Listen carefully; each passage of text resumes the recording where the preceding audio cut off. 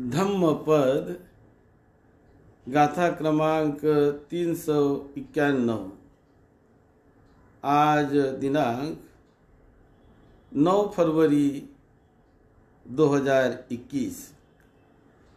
ये धम्मपद के गाथा की देशना तथागत भगवान बुद्ध ने श्रावस्ती के जेतवन विहार में रहते समय महाप्रजापति गौतमी को उद्देश्य करके की थी। ये गाथा है। यस्स कायेन वाचाय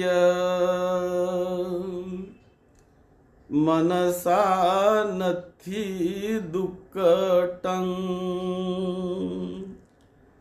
संवुत्तं तिहि ठानेहि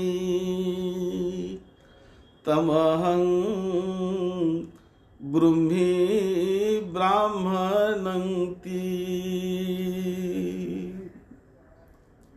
ये बड़े महत्वपूर्ण गाथा की देशना तथागत भगवान बुद्ध ने श्रावस्ती के जेतवन बिहार में एक बड़े भिक्षु संघ के साथ साधना हेतु रहते समय इस गाथा की देशना भिक्षु और भिक्षुनी संघ को तथागत बुद्ध ने कही है। महाप्रजापति गौतमी भिक्षुनी के संबंध में ये गाथा आती है। जैसे कोई आदमी अपने शरीर को अलंकृत रखने वाला, अपने शरीर को सुंदर बनाए रखने वाला कोई व्यक्ति यदि अपने गले में सुगंधित पुष्पों की माला स्वयं पहनकर वो चलता है तो सुशोभित होता है, शोभित होता है। उसने सुंदर अच्छे सुगंध आने वाले फूलों की माला पहन ली तो उससे शोभित होता है वो और सुगंध फैलने लगता है। वैसे ही तथागत भगवान बुद्ध की जो धाय माता यानी जिसे हम मौसी कहते हैं या पालन पोषण करने वाली माता कहते हैं, वो महाप्रजापति गौतमी थी। तथागत भगवान बुद्ध को जन्म देने वाली माता महामाया, वो तो बुद्ध को जन्म देकर 7 दिन के बाद ही उनकी मृत्यु हो गई थी और किसी विशेष ऐसे देवता लोक में वो चली गई।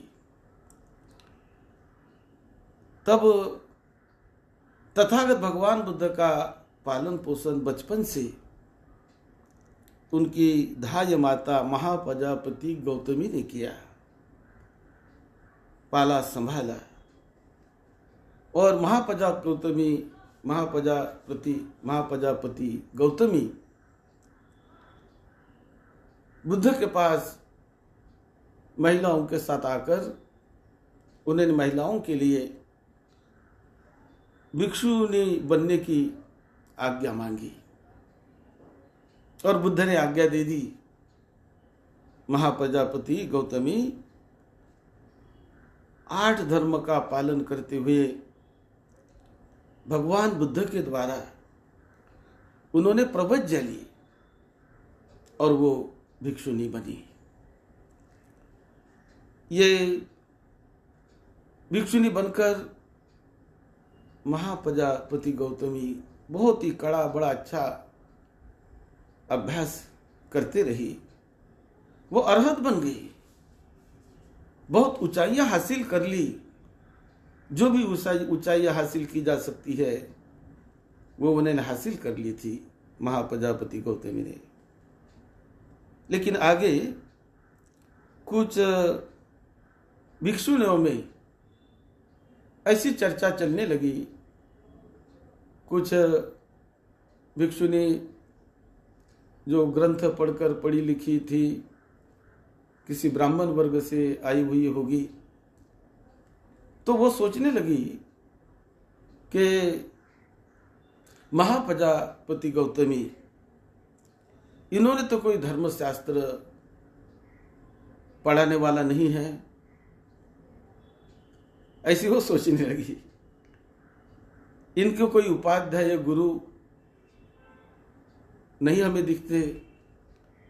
दीक्षा लेते समय इन्होंने स्वयं चीवर पहनकर, पीत वस्त्र पहनकर कुछ भिक्षुनियों के साथ बाद में इन्होंने दीक्षा ली। अपने हाथों से चीवर रंगाया, चीवर बनाया, और वो हमेशा अपने हाथों से चीवर बनाती रही, रंगाती रही। और उसके बाद जब वो भिक्षुनी बनी तो फिर तो बहुत बड़ा सब कुछ, उन्हें सम्मान मान सब कुछ मिलने लगा। लेकिन कुछ भिक्षुनियों में जो कुछ शास्त्र वगैरह पढ़ी लिखी होगी, तो उनमें ऐसा कुछ होने लगा, कुछ संकोच आने लगा कि महाप्रजापति गौतमी तो शास्त्र इन्होंने पढ़ा नहीं होगा, नहीं पढ़ा है, और शास्त्र पढ़ाने वाले इनको नहीं दिखते हैं। उसी प्रकार इनके उपाध्याय, इनके गुरु जिन्होंने इन्हें दीक्षा दी, उनके बारे में उनके मन में कुछ शंकाएं आने लगी, संकोच होने लगा, कुछ पश्चाताप होने लगा, और कुछ को लगने लगा कि महाप्रजापति गौतमी के साथ हम पवारना में और कोई प्रोग्राम में बैठने में उनको थोड़ा कुछ संकोच होने लगा। और ये बात भिक्षुनी संघ में चल गई, और भिक्षुनी संघ में बात चलने के बाद भिक्षु संघ में बात आ गई, और फिर ये बात तथागत भगवान बुद्ध के पास पहुंच गई कि ऐसा ऐसा महाप्रजापति गौतमी के बारे में कुछ अन्य भिक्षुनियां सोचते हैं। जब ये बात तथागत बुद्ध के पास आई तो स्वयं तथागत बुद्ध ने बताया कि महाप्रजापति गौतमी का आचार्य मैं हूं, उपाध्याय मैं हूं, मैंने उन्हें दीक्षा दी है, मैंने उन्हें सिखाया है। ये बात जब तथागत बुद्ध ने कही, और फिर उसके बाद ये गाथा ब्राह्मण वर्ग में आती है। उसके बाद तथागत बुद्ध ने ये गाथा कही, यस्य कायेन वाचाय मनसा नत्थि दुक्कटं संवुतं तिहिठाने ही तमहं ब्रह्मी ब्राह्मणंति। बुद्ध ने इस गाथा में कहा कि केवल शास्त्रों से ही नहीं, केवल बहुत पढ़े लिखे होने से ही नहीं, तो विशेष रूप से जो अपने ज्ञान के साथ, शास्त्र के साथ, ज्ञान भी चाहिए, शास्त्र भी चाहिए, लेकिन उसके साथ जो अपने काया पर संयम रखता है, अपने इंद्रियों पर संयम रखता है, जो व्यक्ति अपने वाचा पर, अपनी वाणी पर संयम रखता है, अपने बोलने के प्रति जागरूक है, अपने वाणी पर संयम रखता है, और जो व्यक्ति अपने मन पर विजय पाता है, मन पर संयम रखता है, ऐसे 3 स्थानों पर संयम रखने वाले व्यक्ति को मैं ब्राह्मण कहता हूं।